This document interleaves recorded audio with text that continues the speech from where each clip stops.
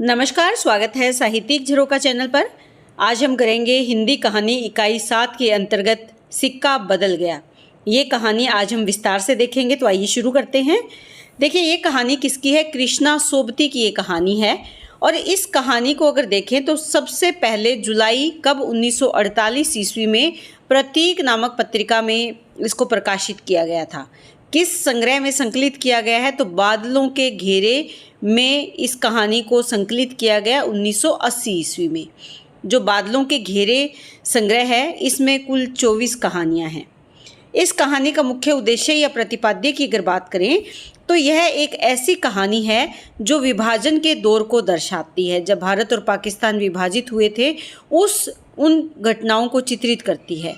जहां शाहानी शादी में आई थी, उस जगह को छोड़कर जाना पड़ रहा है और कोई भी उसकी मदद नहीं करता। यानी शादी के बाद जो आई थी, जहाँ पर वो आई थी, उस जगह को आज उसे छोड़कर जाना पड़ रहा है। और देखिए, एक स्त्री के मन का ये मूल भाव होता है कि जिस घर में शादी करके वो जाती है, वहीं से उसकी अर्थी भी जानी चाहिए, यानी उसी घर में उसका जीवन पूरा हो। यहाँ तक कि वह शेरा भी नहीं जिसे उसने छोटी उम्र से बच्चों की तरह पाला है। सबका ध्यान किस पर है? शाहानी की संपत्ति पर सबका ध्यान है। कहानी की शुरुआत कुछ यहाँ से है कि खद्दर की चादर ओढ़े, हाथ में माला लिए शाहानी जब दरिया के किनारे पहुंची तो पो फट रही थी, यानी सुबह का समय था। दूर दूर आसमान के पर्दे पर लालिमा फैलती जा रही थी। शाहानी ने कपड़े उतारकर एक ओर रखे और श्री राम करती पानी में होली, यानी पानी में जाने लगी। अंजलि भरकर सूर्य देवता को नमस्कार किया, अपनी उनींदी आंखों पर छींटे दिए और पानी से लिपट गई, यानी वो स्नान करने के लिए नदी में उतरी थी। चनाव का पानी, नदी कौन सी है? चिनाब नदी है, जिसको चनाव के नाम से संबोधित किया गया है। आज भी पहले सा ही सर्द था, ठंडा था।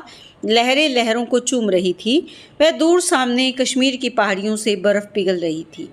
उछल उछल आते पानी के भंवरों से टकराकर कगारे गिर रहे थे, लेकिन दूर दूर तक बिछी रेत आज न जाने क्यों खामोश लगती थी। शाहानी ने कपड़े पहने, इधर उधर देखा, कहीं किसी की परछाई तक न थी, पर नीचे रेत में अगणित पाँवों के निशान थे। वह कुछ सहम सी उठी।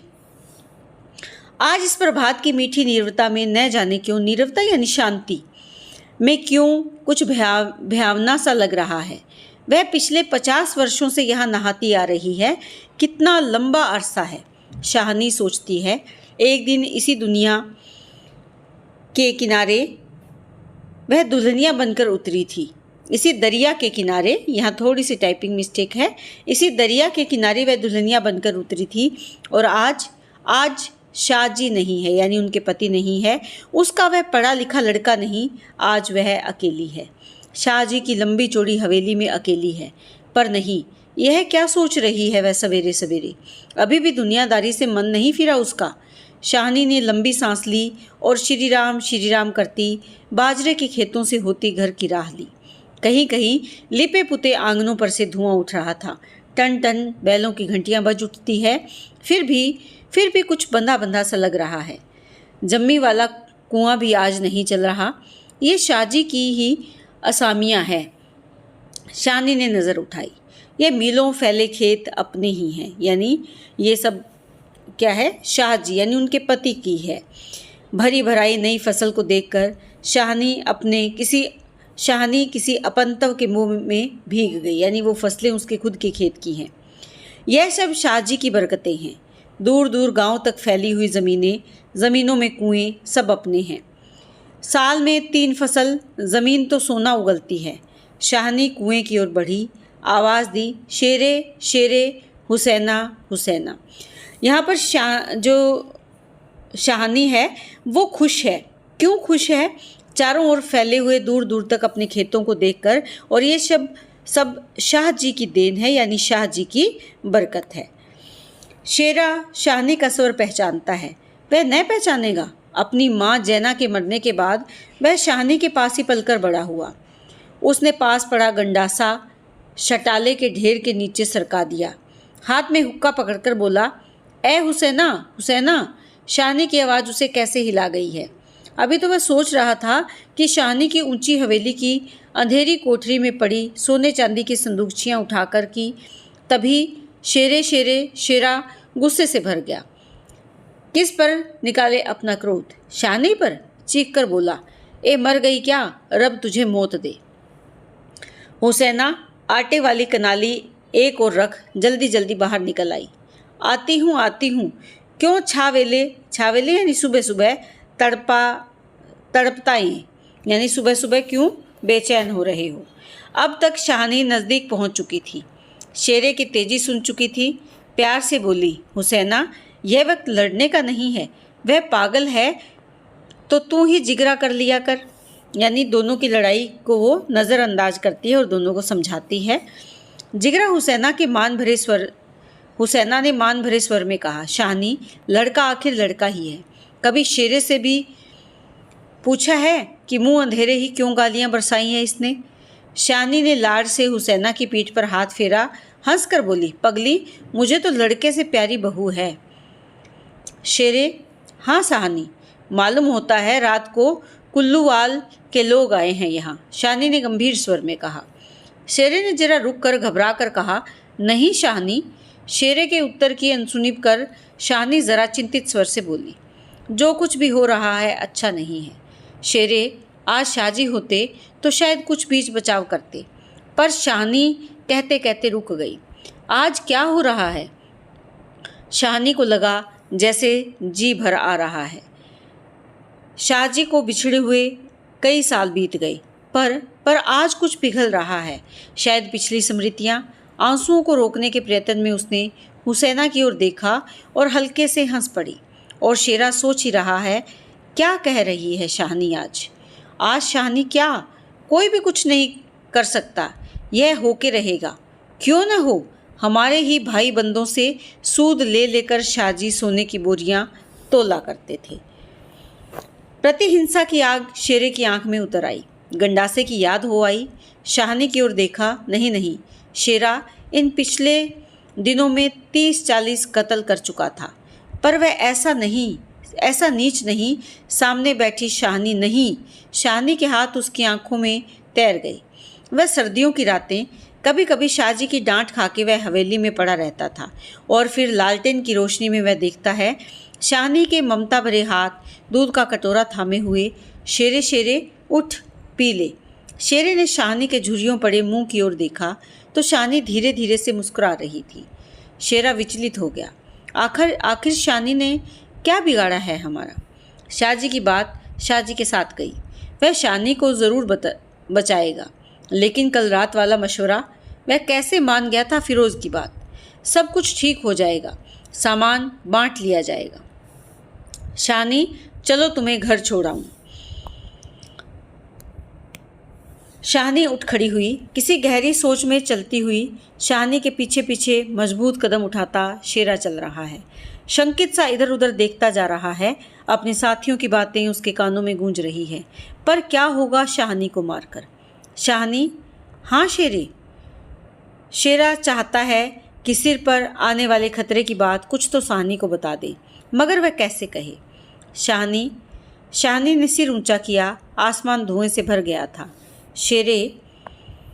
शेरा जानता है यह आग है। जबलपुर में आज आग लगनी थी और लग गई।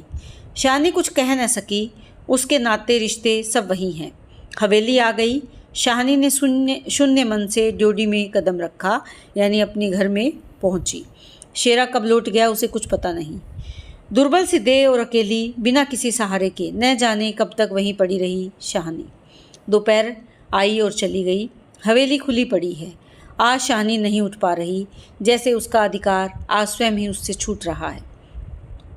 शाहजी के घर की मालकिन, लेकिन नहीं, आज वो नहीं हो रहा। मानो पत्थर हो गई हो। पड़े पड़े सांझ हो गई, पर उठने की बात फिर भी नहीं सोच पा रही। अचानक रसूली की आवाज़ सुनकर चौंक उठी। शाहनी सुनो, ट्रंके आती है लेने। ट्रके?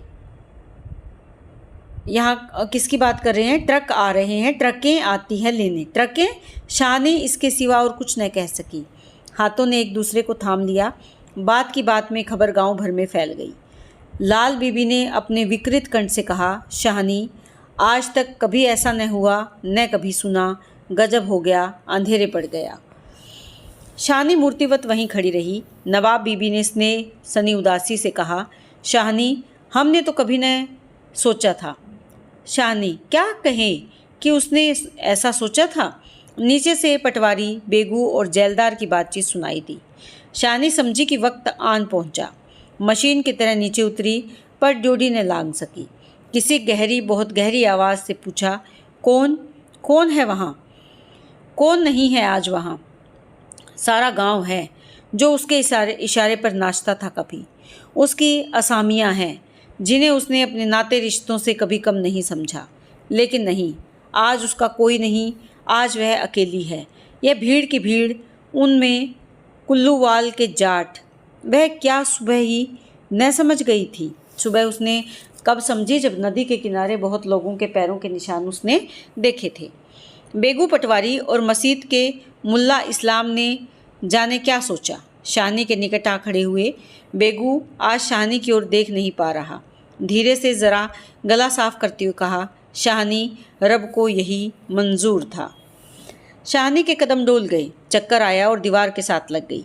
इसी दिन के लिए छोड़ गए थे शाहजी उसे। बेजान सी शाहनी की ओर देखकर बेगू सोच रहा है, क्या गुजर रही है शाहनी पर। मगर क्या हो सकता है, सिक्का बदल गया है। शाहनी का घर से निकलना छोटी सी बात नहीं। गांव का गांव खड़ा है, हवेली के दरवाजे से लेकर उस धारे तक जिसे शाहजी ने अपने पुत्र की शादी में बनवा दिया था। गांव के सब फैसले, सब मशवरे यहीं होते रहे हैं। इस बड़ी हवेली को लूट लेने की बात भी नहीं सोची गई थी। यह नहीं कि शाहनी कुछ न जानती हो, वह जानकर भी अनजान बनी रही। उसने कभी बैर नहीं जाना, किसी का बुरा नहीं किया। लेकिन बूढ़ी शाहनी यह नहीं जानती कि सिक्का बदल गया है, यानी परिवर्तन हो गया है। देर हो रही थी। थानेदार दाऊद खां जरा अकड़ कर आगे आया और ड्योढ़ी पर खड़ी जर निर्जीव छाया को देखकर ठिठक गया। वही शाहनी है जिसके शाहजी उसके लिए दरिया के किनारे खेमे लगवा दिया करते थे। यह तो वही शाहनी है जिसने अपने मंगेतर को सोने के कनफूल दिए थे मुंह दिखाई में। जिसने उसकी मंगेतर, किसके, थानेदार दाऊद खां की मंगेतर को कर्णफूल या कनफूल दिए थे। अभी उसी दिन जब वह लीग के सिलसिले में आया था तो उसने उद्दंडता से कहा था, शाहनी, भागोवाल मस्जिद बनेगी, 300 रुपये देना पड़ेगा। शाहनी ने अपनी उसी सरल स्वभाव से 300 रुपये दिए थे। और आज शाहनी दाऊद खां ने आवाज़ दी। वह थानेदार है, नहीं तो उसका स्वर शायद आंखों में उतर आता। शाहनी गुमसुम कुछ न बोल पाई। शाहनी डोडी के निकट जाकर बोला, देर हो रही है शाहनी, धीरे से। कुछ साथ रखना हो तो रख लो। कुछ साथ बांध लिया है, सोना चांदी। शाहनी अस्फुट स्वर से बोली, सोना चांदी? ज़रा ठहर कर सादगी से कहा, सोना चांदी? बच्चा, वह सब तुम लोगों के लिए है। मेरा सोना तो एक एक ज़मीन में बिछा है। दाऊद खां लज्जित हो गया। शाहनी, तुम अकेली हो, अपने पास कुछ होना ज़रूरी है। कुछ नकदी ही रख लो, वक्त का कुछ पता नहीं। वक्त? शाहनी अपनी गीली आंखों से हंस पड़ी। दाऊद खां, इससे अच्छा वक्त देखने के लिए क्या मैं जिंदा रहूंगी? किसी गहरी वेदना और तिरस्कार से कह दिया शाहनी ने। दाऊद खां निरुत्तर है। साहस कर बोला, शाहनी, कुछ नकदी ज़रूरी है। नहीं बच्चा, मुझे इस घर से। शाहनी का गला रूंध गया। नकदी प्यारी नहीं है, यहाँ की नकदी यहीं रहेगी। शेरा आन खड़ा हुआ पास। दूर खड़े खड़े उसने दाऊद खां को शाहनी के पास देखा तो शक गुजरा कि हो न हो कुछ मार रहा है शाहनी से। खां साहब, देर हो रही है। शाहनी चौंक पड़ी। देर? मेरे घर में मुझे देर? आंसुओं की भंवर में न जाने कहाँ से विद्रोह उमड़ पड़ा। मैं पुरखों के इस बड़े घर की रानी, और ये मेरे ही अन्न पर पले हुए। नहीं, यह सब कुछ नहीं। ठीक है, देर हो रही है, देर हो रही है। शाहनी के कानों में जैसे यही गूंज रहा है, देर हो रही है। पर नहीं, शाहनी रो रो कर नहीं, शान से निकलेगी इस पुरखों के घर से। मान से लांघेगी यह देहरी जिस पर एक दिन वह रानी बनकर आ खड़ी हुई थी। अपने लड़खड़ाते कदमों को संभाल कर शाहनी ने दुपट्टे से आंखें पोंछी और ड्योढ़ी से बाहर हो गई। बड़ी बुढ़ियाँ रो पड़ी। उनके दुख सुख की साथीन आज इस घर से निकल पड़ी है। किसकी तुलना हो सकती थी इसके साथ? खुदा ने सब कुछ दिया था, मगर दिन बदले, वक्त बदले। शाहनी ने दुपट्टे से सिर ढांपकर अपनी धुंधली आंखों में से हवेली को अंतिम बार देखा। शाहजी के मरने के बाद भी जिस कुल की अमानत को उसने सहेज कर रखा, आज वह उसे धोखा दे गई। शाहनी ने दोनों हाथ जोड़ लिए। यही अंतिम दर्शन था, यही अंतिम परिणाम था। शाहनी की आंखें फिर कभी इस ऊंची हवेली को न देख पाएंगी। प्यार ने जोर मारा, सोचा एक बार घूम फिरकर पूरा घर क्यों न देख आई मैं। जी छोटा हो रहा है, पर जिनके सामने हमेशा बड़ी बनी रही, उनके सामने वह छोटी न होगी। इतना ही ठीक है, सब हो चुका। सिर झुकाया। जोड़ी के आगे कुलवधू की आंखों से निकलकर कुछ बूंदें चूं पड़ी। शाहनी चल दी। ऊंचा सा भवन पीछे खड़ा रह गया। दाऊद खां, शेरा, पटवारी, जैलदार और छोटे बड़े बच्चे, बूढ़े मर्द और औरतें सब पीछे पीछे। ट्रकें अब तक भर चुकी थी। शाहनी अपने को खींच रही थी। गांव वालों के गलों में जैसे धुआं उठ रहा है। खूनी शेर का दिल टूट रहा है। दाऊद खां ने आगे बढ़कर ट्रक का दरवाज़ा खोला। शाहनी बढ़ी। इस्माइल ने आगे बढ़कर भरी आवाज़ से कहा, शाहनी कुछ कह जाओ। तुम्हारे मुंह से निकली आशीष झूठ नहीं हो सकती। और अपने साफे से आंखों का पानी पोंछ लिया। शाहनी ने उठती हुई हिचकी को रोककर रूंधे रूंधे से कहा, रब तुम्हें सलामत रखे बच्चा, और खुशियाँ बख्शे। वह छोटा सा जनसमूह रो दिया। ज़रा भी दिल में मैल नहीं शाहनी के, और हम शाहनी को नहीं रख सके। शेरे ने बढ़कर शाहनी के पाँव छुए। शाहनी कोई कुछ नहीं कर सका, राज ही पलट गया। शाहनी ने कांपता हुआ हाथ शेरे के सिर पर रखा और रुक रुक कर कहा, तुम्हें भाग लगे चन्ना। दाऊद खां ने हाथ का संकेत किया। कुछ बड़ी बुढ़ियाँ शाहनी के गले लगीं और ट्रक चल पड़ी। अंजल उठ गया। वह हवेली, नई बैठक, ऊंचा चौबारा, बड़ा पसार एक एक करके घूम रहे हैं शाहनी की आंखों में। कुछ पता नहीं, ट्रक चल रहा है, यहाँ वह स्वयं चल रही है। आंखें बरस रही है। दाऊद खां विचलित होकर देख रहा है इस बूढ़ी शाहनी को। कहाँ जाएगी अब वह? शाहनी मन में मैल न लाना, कुछ कर सकते तो उठा न रखते। वक्त ही ऐसा है, राज पलट गया, सिक्का बदल गया है। रात को शाहनी जब कैंप में पहुंचकर ज़मीन पर पड़ी तो लेटे लेटे आहत मन से सोचा, राज पलट गया है, सिक्का क्या बदलेगा। वह तो मैं भी छोड़ आई। और शाहजी की शाहनी की आंखें और भी गीली हो गई। आसपास के हरे हरे खेतों से घिरे गांव में रात खून बरसा रही थी। शायद राज पलटा भी खा रहा था और सिक्का बदल रहा था, यानी सत्ता में परिवर्तन हो रहा था। तो इसी के साथ ये कहानी समाप्त होती है। शाहनी यहाँ मुख्य पात्र के रूप में है, जो परिवर्तन के कारण जिसको अपने घर को छोड़ना पड़ा, और किस प्रकार जहाँ कभी वो रानी बनकर रहा करती थी, आज वो अपने घर को छोड़कर बेघर हो गई है। किसके कारण? सिक्का बदल गया है, क्योंकि राज्य परिवर्तन हो गया है, सत्ता का परिवर्तन हो गया है।